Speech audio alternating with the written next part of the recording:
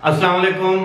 अबरार रशीद आपकी खिदमत में एक मरतबा फिर हाजिर है और आज मैं आपको मोटी मोटी दो तीन बातें बताऊंगा कि क्या वजह है कि दुनिया में और ख़ास तौर पर अब खलीजी ममालिक में पाकिस्तानियों को वीज़े के हवाले से मुश्किलात का सामना है।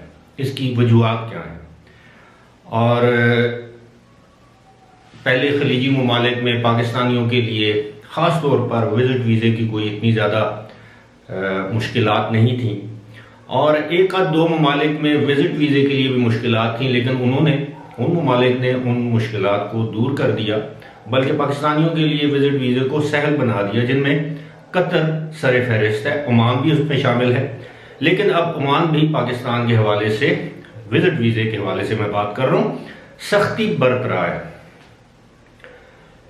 बाकी तो आपको मालूम है कि आप दुनिया के जिन ममालिक में भी जाना चाहें वहाँ के लिए आपको वीज़ा दरकार है।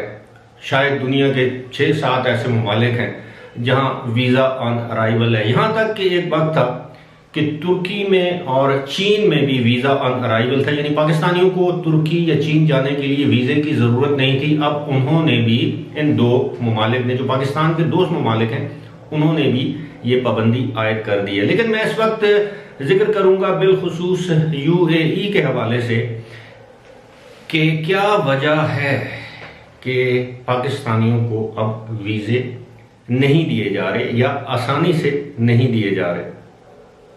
आपको याद होगा कि हमारे वज़ीर आज़म जनाब इमरान खान साहब जब अपोजिशन में थे, अपोजिशन लीडर थे, तो वो अक्सर, बल्कि इंतखाबात से पहले वो उनके जो इंतखाबी जलसे थे उसमें वो दावा करते थे, उन जलसों में वो दावा करते थे कि जब वो इक़्तिदार में आएंगे तो हरे पासपोर्ट यानी ग्रीन पासपोर्ट की पूरी दुनिया में वक़्त, कदर और इज़्ज़त में इजाफा करेंगे। और सादा लोग कौम है, सादा लोग कौम ने यकीन किया कि वाकई पाकिस्तान के पासपोर्ट की इज़्ज़त, वक़्त और कदर में इजाफा होगा। लेकिन बदकिस्मती से ऐसा नहीं हुआ। एक इदारा है वर्ल्ड पासपोर्ट इंडेक्स, वो हर साल एक रिपोर्ट जारी करता है, यानी हर साल के आगाज़ पर जनवरी के महीने में वो एक रिपोर्ट जारी करता है जिसमें पूरी दुनिया के मुख्तलिफ ममालिक के पासपोर्ट्स की वक़्त या उनकी जो रेटिंग है उसको बताया जाता है कि कौन से मुल्क का पासपोर्ट दुनिया में इस वक्त कितने नंबर पर है। उसमें कुछ पॉइंट्स होते हैं, मैं आसान अल्फाज में आपको इसकी तफसील बताने की कोशिश करूंगा कि इस पासपोर्ट के जो इंडेक्स है उसमें पाकिस्तान ने क्या खोया, क्या पाया। गुज़श्ता साल की निस्बत पाकिस्तान के पासपोर्ट की वक़्त में 4 दर्जे तनज़्ज़ुली हुई है, यानी गुज़श्ता साल इसका नंबर 103 था, इस मरतबा इसका नंबर 107 है, यानी 4 दर्जे ये नीचे आया है। दुनिया में सिर्फ 3 ऐसे ममालिक हैं काबिल ज़िक्र जिनके बारे में अगर ये कहा जाए कि पाकिस्तान से उनके पॉइंट्स कम हैं या वो उनके पासपोर्ट की जो वैल्यू है, जो कदर है, वो पाकिस्तान से कम है। और वो 3 ममालिक कौन से हैं? उनमें शाम है, इराक है और अफ़गानिस्तान है। जी हाँ, इन 3 ममालिक के अलावा जितने भी दीगर ममालिक हैं उनके पासपोर्ट की कदर या वक़्त पाकिस्तान से ज़्यादा है, यानी वो पाकिस्तान से ऊपर है। इसकी कई वजूहात हो सकती हैं। ज़ाहिर है पाकिस्तान में दहशतगर्दी की लहर थी और दहशतगर्दी की लहर के दौरान भी पाकिस्तान के पासपोर्ट में इतनी ज़्यादा तनज़्ज़ुली नहीं हुई, यानी पाकिस्तान के पासपोर्ट की वक़्त में इतनी कमी नहीं हुई। दूसरी बात यह है कि क्या हम पाकिस्तानी, ये सवाल हमें अपने आप से पूछना चाहिए कि हमें वीज़े क्यों नहीं मिलते। अभी मैं आपको एक मिसाल दूंगा। आज ही मेरी नज़र से एक खबर गुजरी कि UAE में एक पाकिस्तानी को गिरफ्तार किया गया, बल्कि दुबई एयरपोर्ट पर एक पाकिस्तानी को गिरफ्तार किया गया जिससे 2 किलोग्राम चर्स बरामद हुई। और वो ये चर्स फ्रूट के कार्टन में छुपा कर लेकर जा रहा था, यानी बज़ाहिर यहाँ से वो फ्रूट, फल लेकर जा रहा था दुबई। और दुबई पुलिस, दुबई एयरपोर्ट पर जो एयरपोर्ट जो कस्टम हुकाम है, उन्होंने इस शख्स को गिरफ्तार कर लिया। इस शख्स की उम्र या नौजवान की उम्र 26 साल बताई जाती है। अब मैं आपसे एक बात कहूँगा और आप मेरी इस बात से इत्तेफाक करेंगे। अगर आपको याद हो, इससे पहले अगर कोई भी शख्स इस तरह के वाकयात में गिरफ्तार होता था, उसकी नेशनैलिटी को जाहिर नहीं किया जाता था। अक्सर लिख दिया जाता था एशियाई बाशिंदा, यूरोपीय बाशिंदा, अफ्रीकी बाशिंदा। लेकिन ये पहली मरतबा है कि अब यूएई अथॉरिटीज़ या दुबई के हुकाम या कस्टम के हुकाम ने पाकिस्तानियों की नेशनैलिटी के बारे में बताना भी शुरू कर दिया है। अगर आपको याद हो तो इस तरह का तो नहीं, लेकिन एक घिनौना जुर्म हुआ था अरेबियन रांचेज में इस साल जून में, शायद 12 या 14 जून को एक वाक़या हुआ था जिसमें एक पाकिस्तानी नौजवान ने एक इंडियन कपल को मर्डर कर दिया था, कत्ल कर दिया था छुरियों के वार करके और डकैती की गर्ज से, और बाद में वो पकड़ा गया। उसके बारे में फौरी तौर पर बता दिया गया था कि ये नौजवान पाकिस्तानी है। उसका ट्रायल अभी जारी है। इसी तरह के जो वाकयात होते हैं, वहाँ की अथॉरिटीज़, ये ऑन रिकॉर्ड ये बात मौजूद है कि यूएई में ख़ास तौर पर दुबई की अथॉरिटीज़ ने ऑन रिकॉर्ड ये बात कही है कि जो पाकिस्तानी वहाँ पर गैर कानूनी तौर पर क़याम पजीर हैं यूएई में या दुबई में, वो अक्सर छोटे या बड़े जुराइम में मुलव्वस पाए जाते हैं।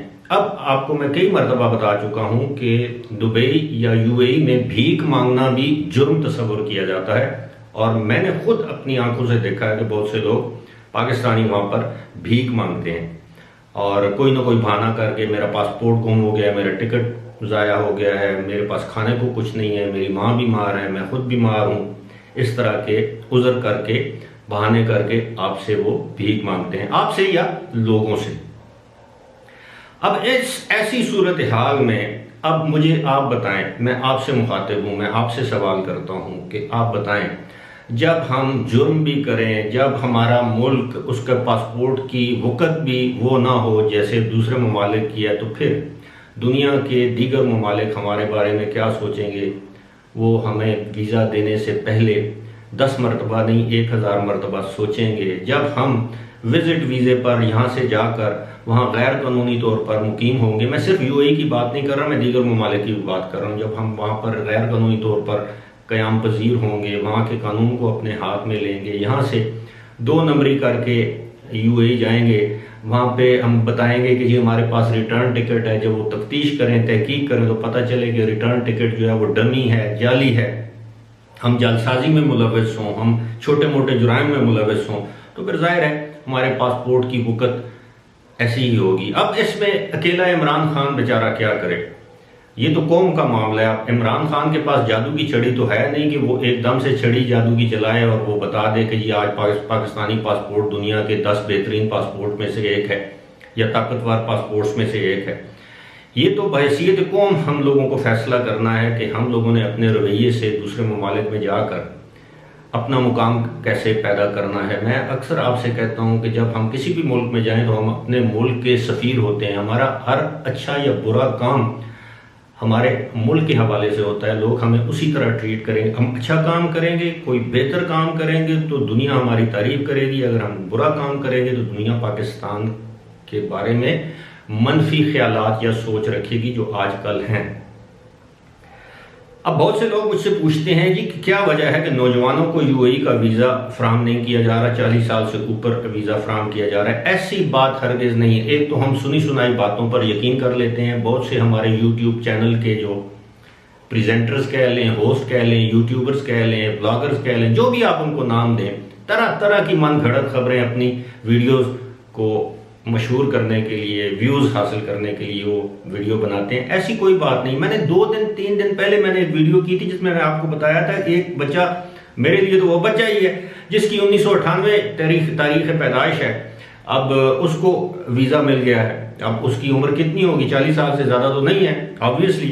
तो ये सारी चीज़ें जो है मैं समझता हूँ कि अगर 22 साल के 23 साल के बच्चे को वीज़ा मिल सकता है तो किसी को भी मिल सकता है। ऐसी कदगन नहीं है। मैंने आपको पहले भी बताया है, वीज़ों से मुतल्लिक मैंने इतनी ज़्यादा वीडियोस कर ली हैं कि अब मेरा दिल भर गया है। लेकिन क्या करूं, आप लोगों का एक ही मौजू, आपको एक ही मौजू पसंद आता है, वो है वीज़े के हवाले से। मैं बात ये कर रहा था कि अब वीज़ों का इजरा तो शुरू हो चुका है, लेकिन बड़े महदूद पैमाने पर। मैंने आपको बताया कि मैंने खुद भी किसी के ज़रिए, किसी के तवस्सुत से वीज़े के लिए अप्लाई कर रखा है। इंशाल्लाह इतवार के दिन तक, यानी आज है 15 16 या 17 तारीख तक इंशाल्लाह मुझे मालूम पड़ जाएगा कि मेरा वीज़ा लगा है या नहीं लगा, रिजेक्ट हुआ है या वीज़ा मेरा जारी हो चुका है। इस हवाले से मैं आपको आगाह करूंगा, उसके बाद फिर मैं आपके साथ बात कर सकूंगा कि वाकई वीज़े मिल रहे हैं कि नहीं मिल रहे। क्योंकि आज भी मुझे, मैं एक मरतबा फिर वाज़ेह कर दूं, कम अज़ कम मुझे 17 लोगों ने मुझे मेरे साथ रब्ता किया है। कुछ ने अपने वीज़ों की कॉपीज़ भी मुझे अरसाल की हैं, और कुछ ने मुझे जो बाकी हैं उन्होंने मुझे बताया है कि जी उनके और उनकी फैमिली के वीज़े लग चुके हैं। कुछ ऐसे लोग भी हैं जो इंडिविजुअल हैं, यानी फरादी तौर पर उनके वीज़े लगे हैं। मर्द हजरात हैं, मुख्तलिफ उम्र के हैं, और काश अगर मेरे पास उनकी इजाज़त हो तो मैं उनके नाम भी ले सकूँ। आइंदा अगर आप अपने वीज़े की कॉपी मुझे इरसाल करते हैं और साथ ज़ाहिर है आपकी ईमेल होती है, आपका नाम होता है, तो आप काइंडली इसमें यह भी लिख दिया करें कि मैं आपका नाम लेने में आज़ाद हूँ, या मैं आपकी वीज़े की कॉपी स्क्रीन पर शेयर कर सकता हूँ। जब तक आप इजाज़त नहीं देते मैं ऐसा नहीं कर सकता। अगर आप इजाज़त देंगे मैं आपके वीज़े की कॉपी स्क्रीन पर दिखा सकूंगा। जाहिर है मैं ख़वातीन की वीज़े की कॉपीज़ मैं स्क्रीन पर नहीं दिखाऊंगा। जो मर्द हजरात हैं उनका नाम लेकर वीज़े की कॉपी स्क्रीन पर दिखा दूंगा, ताकि दूसरे लोगों को तसल्ली हो कि वाकई वीज़े मिलना और लगना शुरू हो चुके हैं। फ़िलहाल इसी के साथ मुझे दीजिए इजाज़त। खुदा हाफिज़।